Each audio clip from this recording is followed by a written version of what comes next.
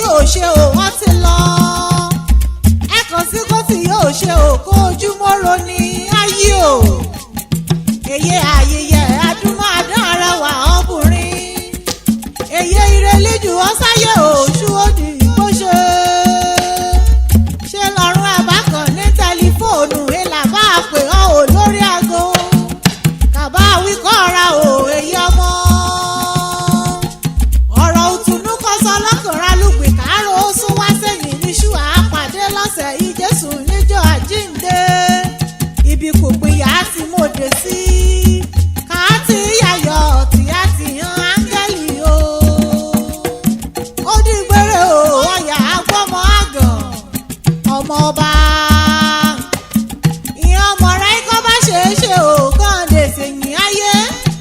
Ọyàn ọ̀dọ̀ rẹ̀ náà dẹ̀ àyà sí o abiyamọ bọ̀já gbọ̀rọ̀gbọ̀rọ̀. Ọmọ ọba Adélẹ́yẹ o ibi kan ọba kan ẹ̀ àhálẹ̀ rúre ní. Ọmọ ìkìrà bàtà lókun. Ọmọ Itaji-Ekiti kó ti ṣe bẹ́ẹ̀ kó ti ju ọ́ sáyé. Ọmọ àti kékeré pọ̀ ọ̀la. Ọmọ ọ̀bọ́mọ dúdú ọmọ oníbọ̀wú. Ọmọ rúgbò ìyàgbà sanra bọ̀rọ̀bọ̀rọ̀. Ìyàgbà mẹ́ta ọ̀ọ́dúnrún. Ọmọ púpà ṣèké lórí bá. Mọ́bẹ́ abá àti bàgán yín mi lẹ́bi yẹ́sì ọgbẹ́gun mi. Igun ìmú wọn ni mi yọ̀ sí yọ̀gò. Ọmọ ukú bàbá yèyé. Ọmọ àtẹ́lẹsẹ̀ òun ọ̀nà pín. Ọmọ titun yín ojú ayé pé. Ìkìrìkìrì òǹdó kìrìkìrì o. Orí ọpẹ́ sínú èyí rẹ̀ ṣọmọ ayé. Ọmọ Itaji òpókì ti pa lẹ́yìn Ekiti o. Kó òpó mọ̀já Ikere-Ekiti máa dẹyọ.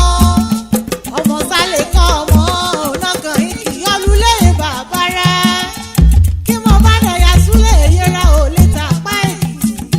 Ọmọ Elizabeth Adélẹ́yẹ òun náà ti jẹ́ pé Ọlọ́run ọba. Ẹ̀ṣọ́ ọ̀run ta Ikere-Ekiti o. Ẹ̀ṣọ́ ọ̀run ta Ìrèmí Ikere-Ekiti Ìrèmí.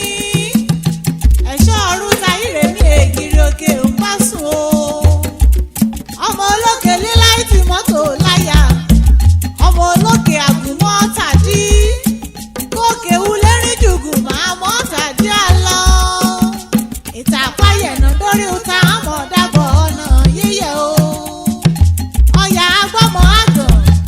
Afao Ikere-Ekiti lulẹ̀ ọkọ̀ rẹ̀. Ọmọ Ikere-Oyè lulẹ̀ Ajólọ́gún. Ọmọ olókè méjì takọ́tabo. Òkèrú yọ̀yọ̀ kí mi yẹ́fọ̀ náà òkè parapọ̀ ọ̀sọ́ra dúta. Ọmọ ajíbòlù pẹ̀lá sọ̀rọ̀ kẹ́lẹ́kẹ́lẹ́.